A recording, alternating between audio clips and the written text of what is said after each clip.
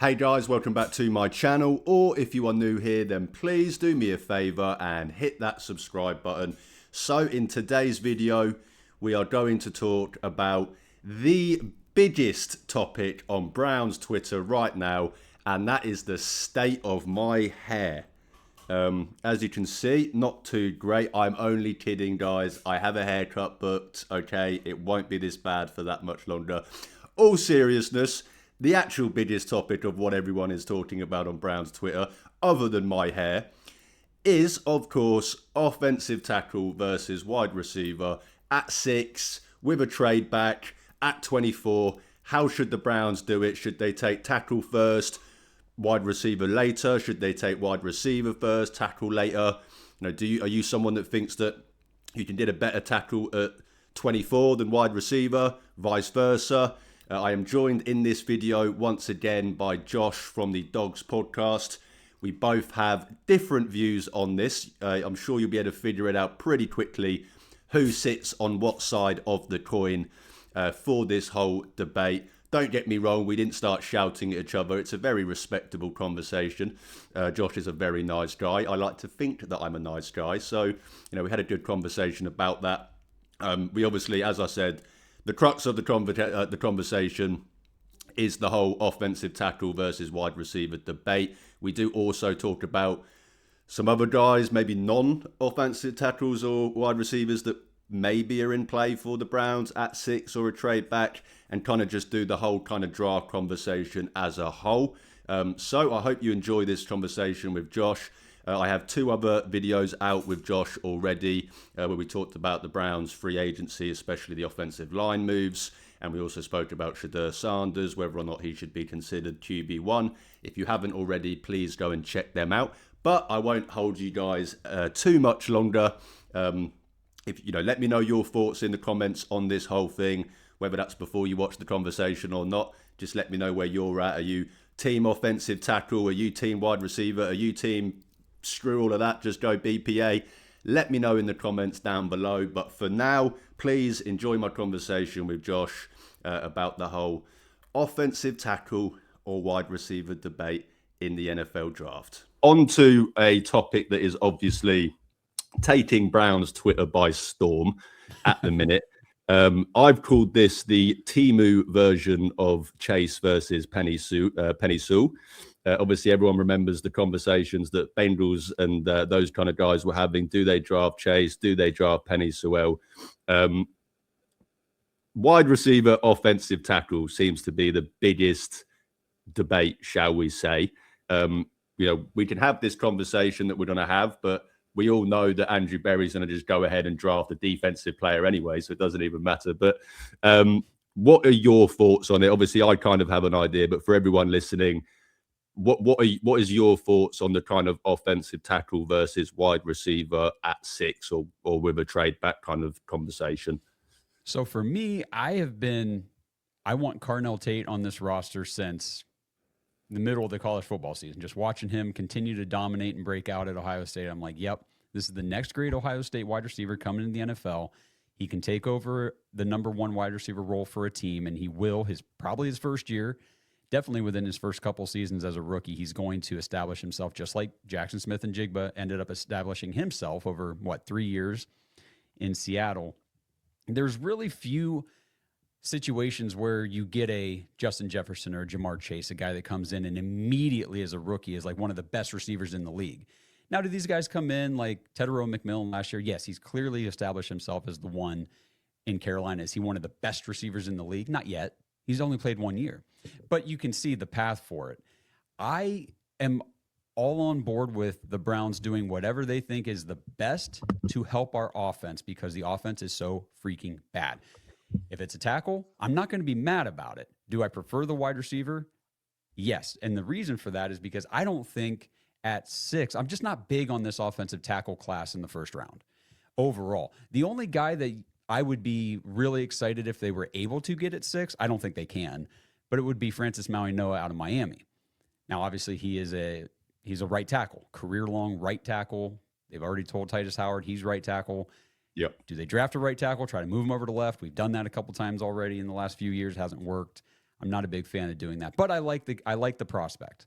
I like the player. Outside of Maui Noah, if you're going to take a tackle high in the draft, I would rather trade back because I don't think Fano's worth taking at 6, passing up some of these other guys that are on the board. And I'm talking defensive guys. Like if a David Bailey, Caleb Downs, Sonny Styles, like some of these guys might be a better pick if you're forced to pick at 6 than just trying to force a tackle into there. I like Monroe Freeling. I don't like him at 6.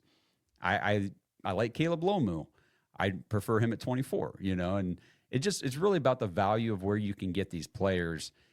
And I just think that a guy like Carnell Tate or even Mekhi Lemon, I'm very high on Mekhi Lemon as well, would be worth taking at 6 because if you look at last year's draft, if the Browns would have taken Tetero McMillan at 8, would we be happy? Yeah, I think so. Yeah. How do you feel about it?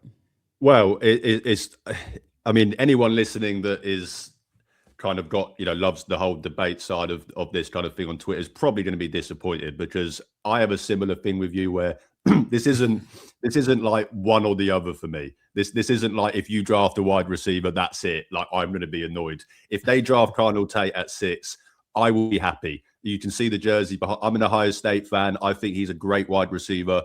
I'm never going to be annoyed about my team drafting a great, what I think is a great wide receiver from my favorite college. That is just silly. So anyone that thinks that I'm going to be on here saying, no, Josh, you're wrong. Wide receiver is the worst thing you can do. That's not going to happen. So anyone that's kind of got their foaming at the mouth for that, no. But it's the same with you. And it comes down to preference. And for me, as I said, I really like Carnell Tate. Do I think that he's a top 10 receiver that we've seen in the last few years? I'm not so sure. But then I suppose the question of that comes into how many of those have we seen? You mentioned Justin Jefferson. He went 22nd in the draft. Right. Chase went obviously top 10 because it's Jamar Chase, probably the best receiver I've seen come out in the last, 10 years. So that's understandable. So I think for me, you mentioned it there. It's the value game. I look at previous drafts. I look at a draft that, the 21 draft or 22, when you had Garrett Wilson and those, Olave, all of those guys in the draft. And, Garrett Wilson went 10 and Olave went 11th or 12th. And in my head, I'm thinking, well, is Carnell Tate better than those guys? I don't think so. So, you're kind of in a vacuum. Madden brain would think, well, that means you shouldn't take him in the top 10. But then every draft is different. So exactly, it's one of those things where I can talk value. I dived into it the other day while having this conversation with someone. We were looking at kind of the all-pro stuff for these positions. And 66% of first-team all-pro selections since 2020 were selections that were drafted in the top 10. And you compare that to wide receiver, that's only 11%. 66% of wide receivers, that all pro selections since 2020 were picked after pick 24, which obviously is where the Browns are picking. So there's clearly value that you can have at 24 and onwards at the wide receiver position that doesn't seem that you can have at the offensive tackle position. But as much as I can sit here and say that, as I just said, every draft is different. Just because you draft Monroe Freeling at 6 doesn't mean that he's a top 10 tackle. That just means that you drafted him at 6. It doesn't mean that, every other team would have drafted him at 6. So it's easy for me to sit here and say, well, you draft the tackle because the success rate is higher. There's a clear data that supports that if you draft the tackle in a top 10, there is more chance of them becoming an all-pro than a wide receiver per se. But, I can play this value game all day and it doesn't really matter because, as I said, every draft is different. So I can sit here and say that, yes, my preference is tackle. I've been pronouncing his name wrong for about 4 months now. I've been pronouncing it Muaga. So how do you pronounce it, Josh? Maui, like Maui. Maui Noah. Yeah, Maui Noah. So Maui Noah for me is the best offensive lineman in the class. Yeah. But he's a right tackle, as you said. He's never played left tackle. Are you comfortable moving another right tackle to left tackle? I'm not so sure. Do you maybe go Titus? Do you want to play left tackle if you draft that guy? Maybe he does. I don't know. So that's where I'm at with it, where my preference would be a tackle. I don't think that taking Monroe Freeling at 6 is necessarily the reach that others think it is. Don't get me wrong. I would, for me, best case scenario would be trade back to anywhere 10 to 12 and still land Monroe Freeling. That would be the best case scenario for me. But I just think, that's my preference. But as I said, with how a lot of these top guys are tackles, right tackles, we're not so sure if they're left tackles. Obviously, the wide receivers as well. I'm not going to be throwing my toys out of a pram if they do go with Carnell Tate at 6. And I don't think you'll be throwing your toys out of the pram, as you said, if they do go with a Mauiaga at 6 as well. So I think it just comes down to the value game of it. And if it is at 6, yes, maybe it's a little bit of a reach for Freeling, but I'd be happy with Freeling there. I'd be happy with Carnell Tate there. I don't think I'd be happy with Lemon at 6, just because of, just the size, the kind of stuff like that. I'm a little bit concerned there. But I suppose your final thought, you kind of mentioned it there. What guys would you be angry with if they took at 6? Angry if they took at 6? That's a good question. So actually, we can kind of play this game real quick, because I've been doing this kind of in my own head and to some people that I talk to, just bouncing ideas off. It's like, okay, so if we're looking at this and we assume the Browns stay at 6, because it's hard to predict a trade back, because you got to have so many things fall into place to make that happen. Fernando Mendoza's off the board. So you got only 5 picks ahead of you. No, I'm sorry, 4 picks ahead of you that you really have to worry about. You're assuming Arvell Reese is going to go somewhere in there. So there's 2 guys off the board. And now you're looking at who are the next 3 that are going to go before you're up. Is it David Bailey, Jeremiah Love, Francis Maui-Noah? Where does Sonny Styles fall in there? Ruben Bain? Does somebody else take Carnell Tate? Do the Giants take him at 5? And then you don't even have to talk about that. Is Caleb Downs going to the Giants at 5? There's going to be a lot of guys on the board that I think could make the conversation for Cleveland difficult. And the one guy, I know this doesn't really answer your question about who I'd be mad about. One guy maybe you wouldn't expect that I would kind of start pounding the table for if he was on the board at 6. I don't think he will be. But if he is actually Jeremiah Love, the running back out of Notre Dame. And I know a lot of people, when I say that, they instantly get mad. Like, you can't take a running back in the top 6. I just said I don't think he's going to be available. So somebody's taking him in the top 6. And they'll say, well, we just drafted Quinshon Judkins. This is not a Quinshon Judkins replacement. Jeremiah Love is a Quinshon Judkins partner. I mean, this is a Jahmyr Gibbs, David Montgomery, but a higher level of what you saw from the Detroit Lions with those 2 running backs, because I think Quinshon Judkins is way better than David Montgomery. Jeremiah Love is an all-around offensive weapon. And we have been screaming for years that the Cleveland Browns never have the elite offensive playmakers in the NFL. Well, if that one's on the board, how could you pass up an elite offensive playmaker? The thing is, he's not just running back. He's going to be a limited touch guy. You're not going to hand this guy the ball 300 times. That's not his type of ball carrier style. He is a weapon where you give him maybe 200 carries in a season, and then you throw him 40, 50 passes, and he's going to be like Jahmyr Gibbs, where it doesn't take volume to be effective. He can break a game wide open on any play. And I think he's more of a generational prospect, maybe than anybody else in this top 10 prospect range for this draft. I'm happy you brought it up, because that's a great conversation to have. And I, as someone that I kind of spoke about it there, the value game, I can get a little bit caught up on that kind of stuff. I've criticized plenty of teams for drafting running backs in the top 5. I was not a proponent of drafting Saquon Barkley number 1 overall in 2018. Now, number 4, maybe. But obviously some of those mock drafts that had him going number 1, and they were going, well, let's just get him first, and then we have our pick of the quarterbacks. I was kind of like, no, I'm not a fan of that. But, you kind of laid it out there. It's one of those that if it happened, if I'm sat there and bearing in mind just a little bit of lore, I'm going on holiday the day after the first round of the draft. I will be literally leaving to go to the airport the minute that the draft ends. So that's going to obviously affect my mood for the flight. And if I'm driving to the airport and the Browns have taken Love, I think my first thought would be, okay, like, as I said, with the value stuff, with that, all of this talk about offensive tackle, which of course is a premium position, all the talk of wide receiver, all the talk of the defensive players.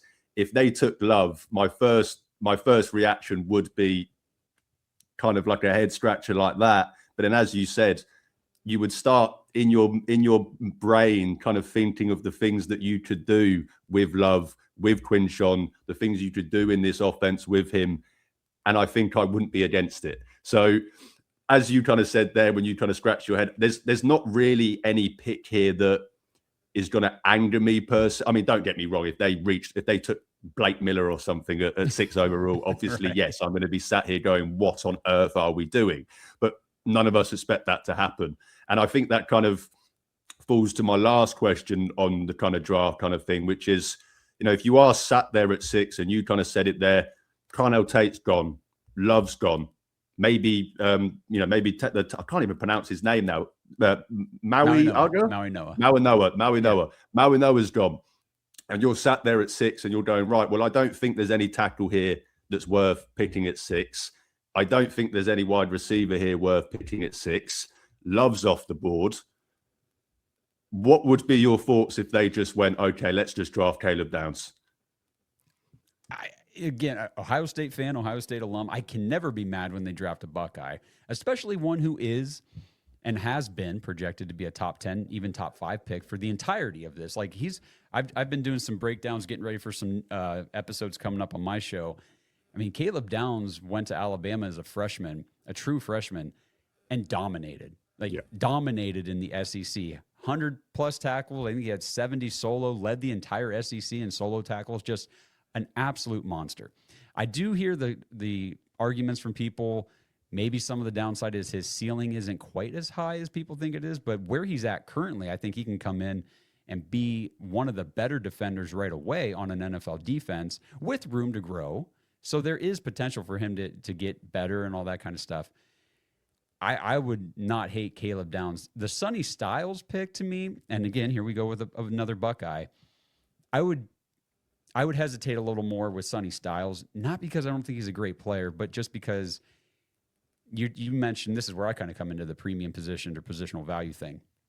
We've got a linebacker coming in here. We have Carson Swessinger. We just signed Quincy Williams to a 2-year deal.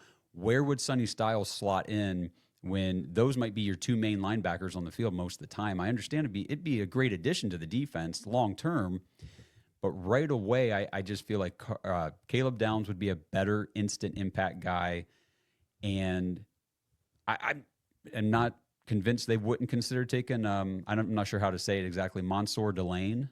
Cornerback out of LSU. Yep. I think he's the best cornerback in this draft, and we need one of those. Yep. Andrew Berry has drafted corners with higher picks, over his tenure. So some of these guys, and I'm going to put an episode together breaking down some names that I think Browns fans should know, just in case we do a Mason Graham last year where it's like, wait, what? A defensive tackle? Yeah. And I'm not going to be shocked. I mean, all this talk about offensive tackle and wide receiver, don't get me wrong, it's where I expect them to go. But we've learned with Andrew Berry that you cannot, you can't just expect him to do something, because he will just do the opposite. So, you kind of mentioned it there with Delay. Now, is it LSU he's coming from?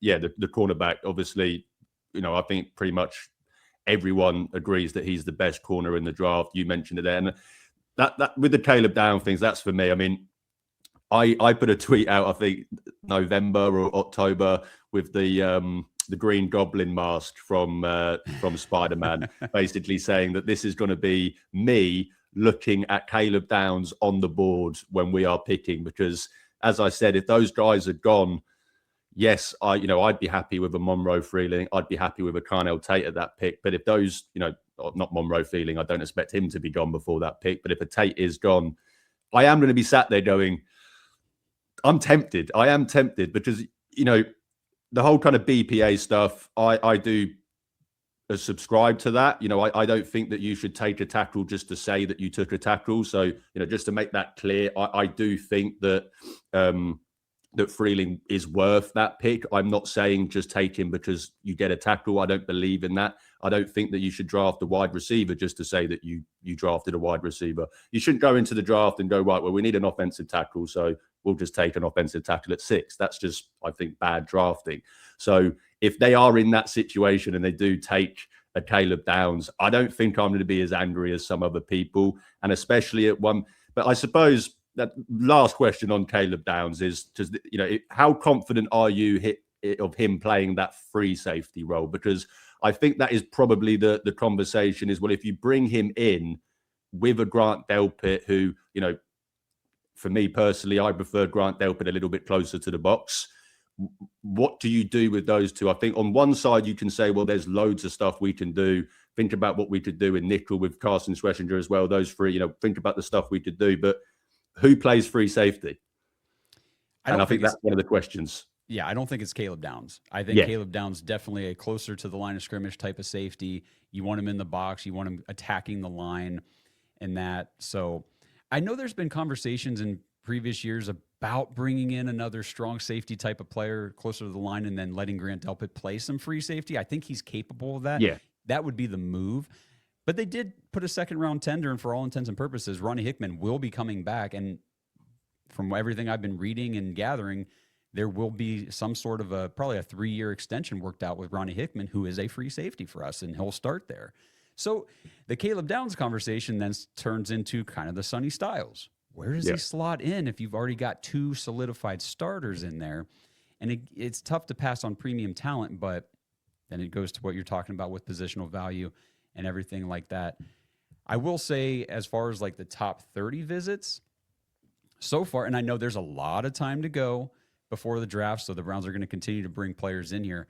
But as far as pick 6, like in the first round, it's all the wide receivers. They've brought in Carnell Tate, Mekhi Lemon, Jordan Tyson, the top 3 projected receivers.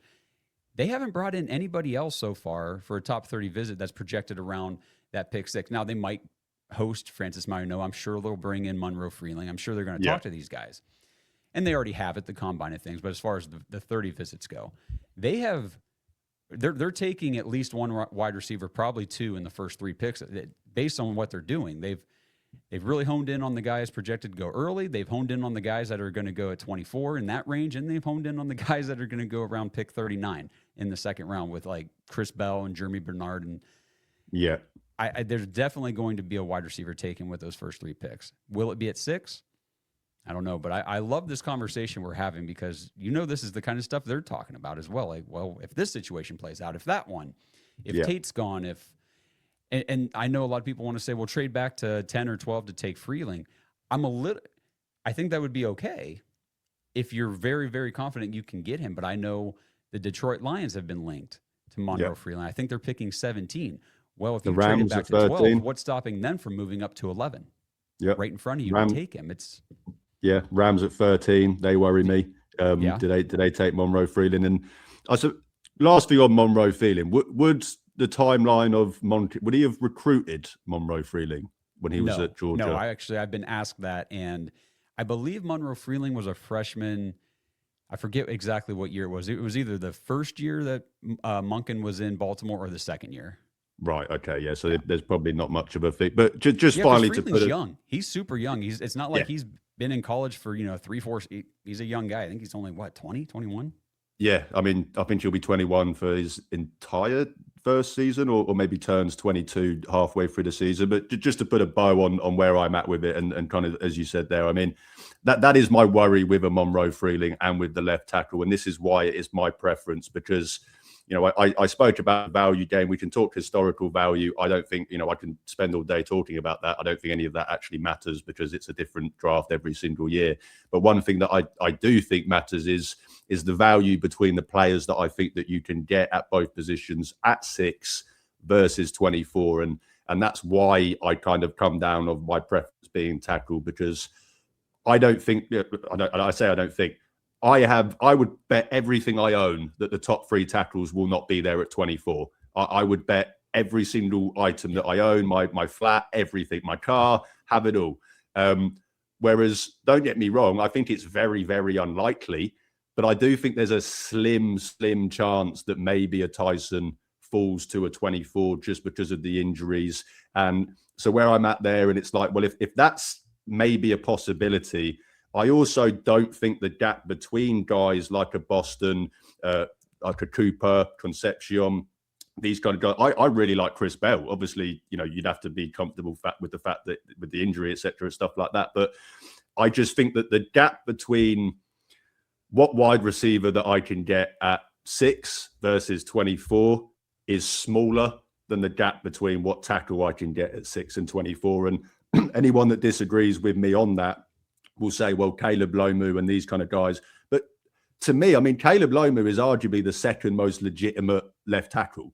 We've all talked about the top tackles. A lot of these guys are right tackles. I think a team is going to reach, shall we say, on a Caleb Lomu because he is a legitimate left tackle and is someone that has proved to play left tackle. And I think of the Eagles there at 23. So that's just why I fall down to the preference of I would rather a tackle. But as I said at the start, I'm not someone that's going to throw my toys out of the pram if they take Carnell Tate at 6. I'm going to be happy. I'm going to be supporting him, obviously, and hoping that he has a great season. And I think that would be the same whether it was Love, whether it was Caleb Downs, David Bailey. I mean, maybe David Bailey, I'd be a little bit more like, guys, do we really need another defensive lineman? But he is very good. So that's kind of where my kind of final thoughts on that are. Do you have any final thoughts on it for you, or? Yeah, no, and I love having this conversation with you because I am the inverse of how you feel. I feel like the gap between Carnell Tate and Mekhi Lemon going down to like a Boston, and I do love Omar Cooper Jr. and Casey Concepcion, these guys, but I feel like there is a bigger gap there than the tackles I could get at 24. It's just funny to hear the different perspective, and that's why there's so much discourse online because everybody has their taste and their perspective, and that's totally fine. I look at a guy like Caden Proctor, the true left tackle, I keep telling my audience, if you want a true left tackle, you got 3 options here in the first round. You got Monroe Freeling, you got Caleb Lomu, you got Caden Proctor, and list. And I feel like with Freeling and Proctor, both guys, you're drafting based on traits. You are drafting based on, I think this guy's got super high potential because of his athletic traits. He's not refined. Neither one is ready to just plug right in and be confident in. There's no Joe Thomas in this class. No. But I've been reading some stuff too from, NFL people that have connections to the coaches and scouts. They think Caden Proctor is going to go top 15. Yeah. So I mean, that speaks to what you're saying about a team saying, well, hey, here's a true left tackle. I'm just going to take him. And I think that will start to happen after you get past the top 10. Yeah, and that's my worry as well, is that I do think that there's more of a chance that we see a run on tackles in those teams than we do at wide receiver. And you kind of mentioned it with Detroit, with the Rams. I mean, Steelers at 21, do they take a tackle? No, in our luck, somehow Monroe Freeling will fall to them at 21, just knowing by how it goes. But Caden Proctor is one of them that, how you all like. I think everyone that does this, they'll have one draft guy that they trust more than others. And my one draft guy has pretty much for the whole year been telling me, do not buy into Caden Proctor. Do not buy into Caden Proctor. This is an athlete that can't play the position. And I kind of never forgot about that. And I keep, every time I watch him and every time I find myself like, oh, well, maybe actually Caden Proctor, I just hear this guy in the back of my head going, no. But man, it's funny. I do mock drafts and stuff on the show, every now and again, and I'll be putting together my document. And I'm like, hey, Caden Proctor here at 24. I don't know if I want to do it. Yeah, it does scare me. I mean, do it. Of all the ones that would scare me in terms of like you're doing the kind of upside projection, that one would scare me. But then I suppose if you're doing that at 24 versus 6 with maybe a Monroe Freeling, because I understand that, I can sit here and say that I think Monroe Freeling is further along than maybe some people are saying. Don't get me wrong. I'm not saying that he's day one going to be a top 10 tackle, but for him, I keep going back to Tristan Wirfs, and don't get me wrong, Tristan Wirfs obviously had a bit more experience. I think was a little bit more pro ready, but a lot of the conversations that year was, well, this is a guy that, kind of needs to grow into his body a little bit. He's got all of the athletic traits. He's got all of the testing traits. And we saw us go with the more pro-ready guy, shall we say, in Jed Wills. And obviously, we've been sat there ever since going, oh, my God, why on earth did we not take Tristan Wirth? So that is kind of also in the back of my mind with a Monroe Freeling as well. But I will say, I'll put a bow on that. I do like Monroe Freeling as a prospect. Yeah. I am hesitant to do it at 6. Yeah. Like you said about Carnell Tate, am I going to be mad if they take Monroe Freeling? No, I'm going to get very excited and say, okay, again, I do this with everybody. Same with Todd Monken. As soon as you become a Cleveland Brown, whether or not I like the decision or the move to bring somebody here, that's separate from whether or not I'm going to root for. I'm going to root for you until you give me a reason not to. So like Jed Wills, rooted for him until he gave me a reason not to. And it's like, get this guy's ass out of here. But if you take, I think Monroe Freeling, again, just the 1-year starter at Georgia, but it was a really good year. It was a really great season. I think he only allowed 8 total pressures all year, 2 sacks. For the first year ever playing and starting left tackle in the SEC, it was impressive. I was definitely impressed with him. Yeah, and I mean, final bow on it, and I promise final bow on it, but I suppose that is another thing as well with these tackles is that if you hit on tackle, if you draft a Slater, a Joe Alt, that's your tackle for the next decade. Right. There's no question about it. That is your tackle for the next decade. Wide receivers, not as much of a certainty. And, we can say, yes, if you have a good guy, you're going to pay him, etc. But we've seen Tyreek Hill get traded in his prime, essentially. We've seen top wide receivers. We just saw Waddle get traded, even though they have no other wide receivers. So I feel like there's more of a chance of a tackle being on your team for a decade than there is a wide receiver. And I think that kind of plays into a little bit as well. And maybe that's because these tackles aren't quite as much as divas, shall we say. If a tackle gets somewhere, they don't really, they're not thinking, well, actually, if I go play in Miami, there's more clubs in Miami that I could know. I don't think the offensive tackles, the grass-fed offensive tackles from that part of the country are caring too much about that stuff. So I think that plays a part of it as well. But moving off of the draft stuff, because, I mean, you'll be the same. We're going to be having so many draft conversations on our channels, etc. over the next a month now, is it, pretty much until the start? Yeah. It's the biggest event of the off-season calendar. Obviously looking forward to it, and I will try and get as much stuff while I'm on holiday done for it while it's coming out. Josh, thank you so much for giving me your time. Absolutely love talking Browns with every Browns fan, and especially Browns fan as well versed as yourself. So really enjoy talking with you. Before I let you go, just in case anyone doesn't know where to find you, which if they don't, where have you been living under the last 3 years? Clearly a rock, because one of the best podcasts out there for the Cleveland Browns. Let everyone know where they can find you in the podcast, Josh. I really appreciate that. Yeah, we're at the Dogs Podcast on all the social medias, X, Facebook, Instagram, TikTok, all that. And then, again, at the Dogs Podcast on YouTube. You can find the podcast on Spotify, Apple, anywhere you listen to podcasts. We got the audio out there. We got video. And we're trying to ramp up the content even more, especially right now with this last, 3.5 week stretch up into the draft until we're doing our annual live stream on night 1 of the draft. It's going to be a ton of fun. Yep, I'll be joining in. So I hope everyone else go and check that out and join in as well. Josh, thank you so much again, and hopefully talk soon. All right, thanks a lot. Thanks for having me. Cheers, man.